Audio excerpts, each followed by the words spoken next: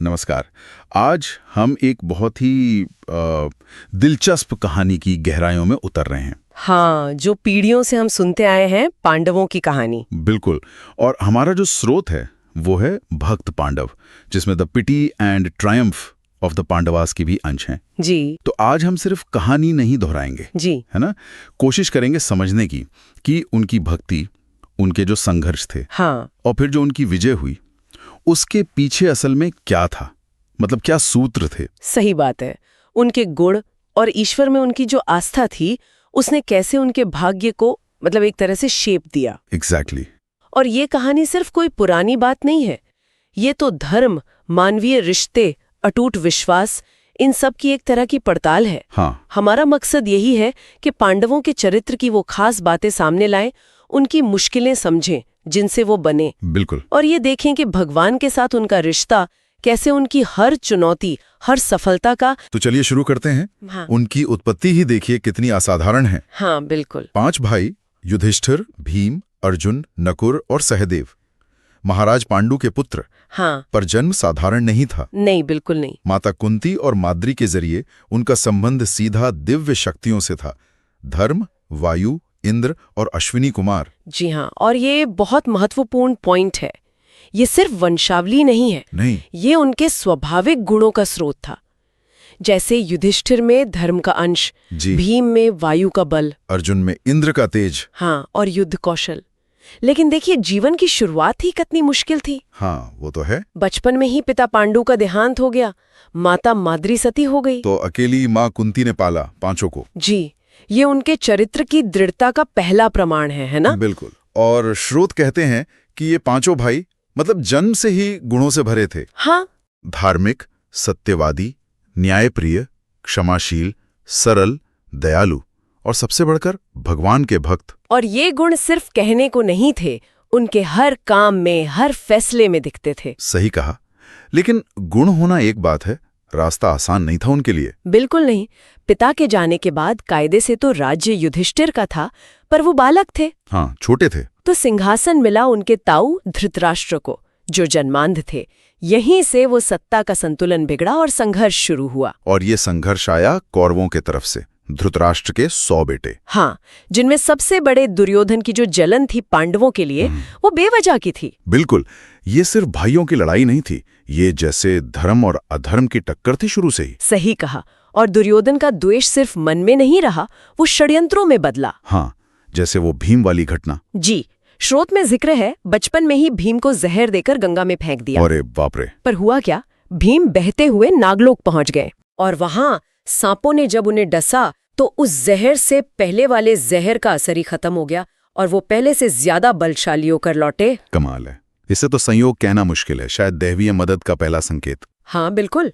और फिर वो लाक्षागृह, कितना भयानक कांड था वो। हाँ, लाख का महल बनवाया ताकि पांडव माँ कुंती के साथ उसमें रहें और रात को आग लगा दी जाए। सोचा था कि सब खत्म हो जाएंगे, पूरी तरह से एक पूर्व नियोजित हत्या की कोशिश। पर यहाँ भी कोई था जिसने मदद की। हाँ, विदुर जी धृतराष्ट्र के भाई थे, मंत्री थे, पर धर्मनिष्ठ थे। उन्होंने ही बताया। उन्होंने ही गुप्त रूप से पांडवों को चेताया और बचने का रास्ता भी सुझाया।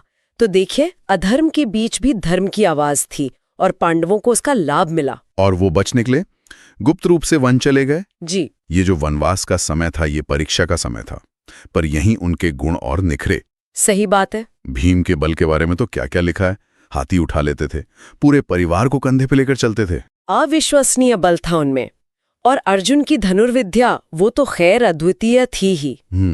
और सिर्फ बल और कौशल ही नहीं, उन्होंने वन में रहते हुए कई राक्षस भी मारे, अत्याचारी राक्षस। अच्छा। तो ये दिखाता है कि उनकी शक्ति सिर्फ अपनी रक्षा के लिए नहीं थी, समाज की रक्षा के लिए भी थी। वो सिर्फ राजकुमार नहीं, धर्म रक्षक भी बन रहे थे। और इसी वनवास के समय वो घटना हुई जिसने सब बदल दिया, द्रौपदी स्वयंवर। हाँ, ये एक बहुत बहुत अहम मोड़ था। पांचाल नरेश द्रुपद की पुत्री द्रौपदी। स्वयंवर की शर्त बहुत कठिन थी। वो मछली की आंख वाली। जी हाँ, अर्जुन ने ही अपनी अद्भुत धनुर्विद्या से वो शर्त पूरी की और द्रौपदी को वर लिया।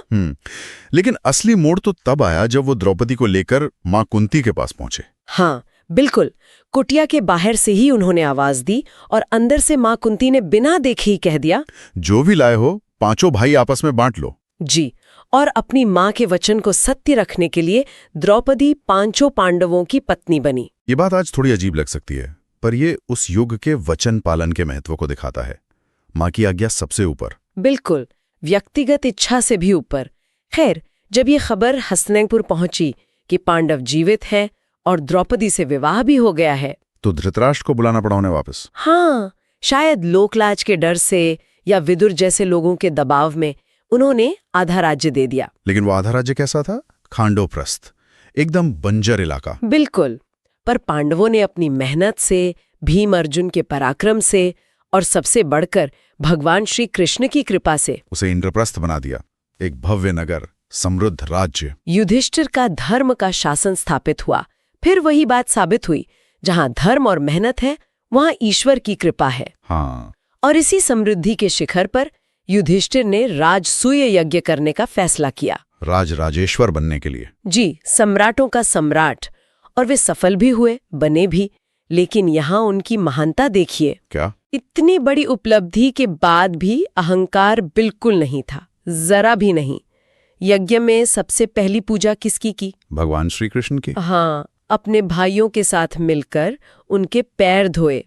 ये विनम्रता और भक्ति का कमाल का उदाहरण है, सत्ता के शिखर पर भी। पर यही चीज, यही सम्मान, यही वैभव दुर्योधन को बर्दाश्त नहीं हुआ। उसकी ईर्ष्या और बढ़ गई। और इसी ईर्ष्या ने जन्म दिया उस घटना को जिसने पांडवों का जीवन पलट दिया, द्यूत क्रीड़ा, चौसर का खेल। हाँ, और ये विडंबना देखिए, यहाँ धर्म के पालन ने ही विनाश का रास्ता खोल दिया एक तरह से। कैसे? दुर्योधन के मामा शकुनी, जो कपट द्यूत में माहिर थे, उनके जरिए युधिष्ठिर को जुए का न्योता भेजा गया। और धृतराष्ट्र ने आज्ञा दी होगी। जी, धृतराष्ट्र की आज्ञा थी।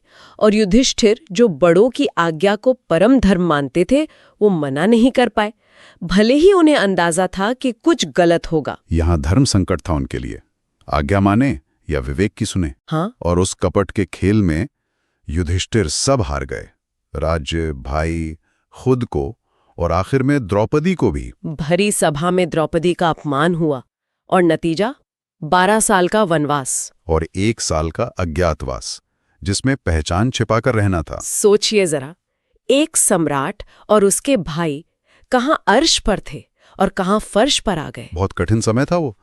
13 साल पूरे किए उन्होंने। शर्त के मुताबिक अब राज्य वापस मिलना चाहिए था। पर दुर्योधन, उसने तो मना कर दिया होगा। साफ मना कर दिया, कहा सुई की नोक के बराबर भी जमीन नहीं दूंगा। तो बस यहीं से युद्ध तय हो गया। हाँ, जब शांति के सारे रास्ते बंद हो गए, तब महाभारत का महायुद्ध जरूरी हो गया। धर्म और अधर्म का आखिरी टकराव। और युद्ध का नतीजा तो हम सब जानते हैं। कौरवों का विनाश हुआ, धर्म की जीत हुई, युधिष्ठिर सम्राट बने हस्तिनापुर के। और 36 साल तक उन्होंने धर्म के साथ राज किया। लेकिन कहानी यहां खत्म नहीं होती।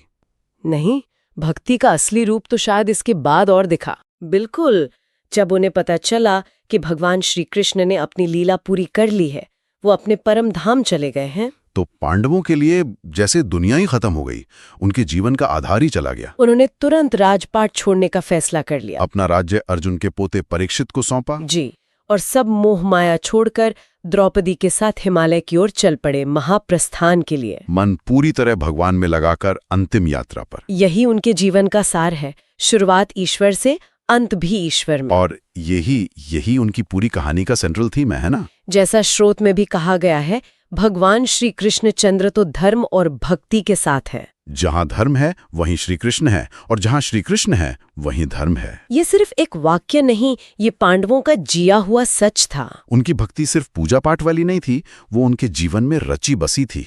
युधिष्ठिर तो साक्षात धर्मराज के अंश थे, भगवान के अनन्य भक्त। अर्जुन तो खैर श्री कृष्ण के प्राण प्रिय सखा थे, उन्हें तो गीता का ज्ञान मिला। लेकिन भीम की भक्ति भी देखिए, वो भी कम नहीं थी। हाँ, भीमसेन का रिश्ता कैसा था कृष्ण से? बड़ा प्यारा और अनूठा रिश्ता था। स्रोत कहते हैं कि कृष्ण उनसे बहुत हंसी मजाक करते थे, पर भीम ने कभी उनकी बात टाली नहीं, आदेश पर सवाल नहीं उठाया। अच्छा। लेकिन हाँ, अगर कोई कृष्ण का या बड़े भाई युधिष्ठिर का अपमान कर दे तो भीम का गुस्सा देखने लायक होता था। जैसे वो राजसूय यज्ञ में हुआ था, शिशुपाल वाला किस्सा। हाँ बिल्कुल। जब शिशुपाल ने कृष्ण को अपशब्द कहे तो भीम गुस्से में अपनी गदा लेकर उसे मारने दौड़ पड़े थे। उनकी भक्ति में श्रद्धा तो थी ही, पर एक गहरा अपनापन और अधिकार का भाव भी था। ये सोचना भी मतलब हैरान करता है कि तीनों लोकों के स्वामी, द्वारका के राजा श्री कृष्ण, उनके प्रेम में बंधकर उनके लिए क्या क्या नहीं बने। दूत बनकर गए, युद्ध में सारथी बने, हर मुश्किल में ढाल बनकर खड़े रहे। ये भक्ति की कौन सी मतलब ऊंचाई रही होगी कि भगवान खुद भक्त के अधीन हो गए। क्या सौभाग्य था उनका। हाँ, सौभाग्य की कोई सीमा ही नहीं। और भक्ति के साथ साथ एक और चीज जो उनमें कमाल की थी, उनका आपसी प्रेम, भ्रातृ प्रेम। हाँ, वो भी मिसाल है। ऐसा भाईचारा शायद ही कहीं और देखने को मिले। युधिष्ठिर अपने चारों भाइयों को जान से ज्यादा चाहते थे। और भाई, वो बड़े भाई युधिष्ठिर की ऐसी इज्जत करते थे, ऐसी भक्ति करते थे, जैसे श्रोत में लिखा है, मानो उनके खरीदे हुए सेवक हों। ये बात आज शायद समझना मुश्किल हो, पर सोचिए, युधिष्ठिर के एक गलत फैसले की वजह से, जुआ खेलने की वजह से उन सबको इतना कष्ट झेलना पड़ा। सालों तक वन वन भटकना पड़ा, अपमान सहना पड़ा। फिर भी बड़े भाई के लिए मन में कोई मैल नहीं आया। वही आदर, वही पूज्य भाव बना रहा। इतना ही नहीं, स्रोत ये भी बताते हैं कि अगर कभी गलती से, दुख या गुस्से में भीम या अर्जुन के मुंह से युधिष्ठिर के लिए कोई कड़वी बात निकल भी गई तो उन्हें फौरन इतना पछतावा होता था कि वो प्रायश्चित में जान तक देने को तैयार हो जाते थे। कमाल का रिश्ता था ये। उनके प्रेम और सम्मान की गहराई दिखाता है। बिल्कुल। एक और बात है, पांडवों में हर कोई अपने आप में महारथी था। भीम जैसा बलवान कोई नहीं था। सही बात है। अर्जुन जैसा धनुर्धर कोई नहीं। नकुल, सहदेव नीति में कुशल, सब में अपनी अपनी जबरदस्त योग्यताएं थी। हाँ, तो सवाल ये उठता है कि उनकी सफलता का राज क्या था? सिर्फ ये व्यक्तिगत योग्यताएं? श्रुति एक बहुत गहरी बात कहती है, ये सब महाबली, महागुणी होते हुए भी हमेशा किसके अधीन रहे? धर्मराज युधिष्ठिर के। जी हाँ, हमेशा उनके फैसलों को माना, उनके दिखाए रास्ते पर चले। इसमें एक बड़ा सबक है। बल, विद्या, शस्त्र ज्ञान, कला, कौशल, इन सब की सफलता धर्म की अधीनता स्वीकार करने में ही है। मतलब अकेली योग्यता शायद उतना असर ना करे जितना धर्म के मार्गदर्शन में एकजुट होकर करती है। बिल्कुल। और ये कड़ी कहाँ जुड़ती है? देखिए, सभी भाई युधिष्ठिर के अधीन थे। हाँ। और युधिष्ठिर स्वयं किसके अधीन थे? वो हमेशा भगवान श्री कृष्ण की इच्छा का पालन करते थे। तो बात घूम फिर कर वहीं आ गई, भगवान में अटूट विश्वास और पूरा समर्पण, आत्मनिवेदन। जी हाँ, यही धर्म का असली लक्ष्य है और यही आत्मनिवेदन पांडवों में था। और इसी वजह से श्याम सुंदर हमेशा उनके साथ रहे, उनकी रक्षा की और अंत में उन्हें विजय दिलाई। महाभारत की विजय सिर्फ हथियारों की नहीं, ये धर्म और भक्ति की विजय थी। बिल्कुल, पांडवों की कहानी यही साबित करती है। तो आज की इस चर्चा को अगर हम समेटें तो पांडवों की कहानी हमें दिखाती है कि भक्ति सिर्फ एक एहसास नहीं, एक शक्ति है। हाँ, ये कहानी है मुश्किल हालात में भी धर्म पर टिके रहने की, भगवान में अटूट विश्वास रखने की, अद्भुत भाईचारे की, और अंत में धर्म की निश्चित विजय की। ये कहानी आज भी बहुत प्रासंगिक है, बहुत कुछ सिखा सकती है। और जाते जाते श्रोताओं के लिए एक सवाल छोड़ना चाहूंगी। हाँ, जरूर। ये स्रोत की समझ से ही निकलता है।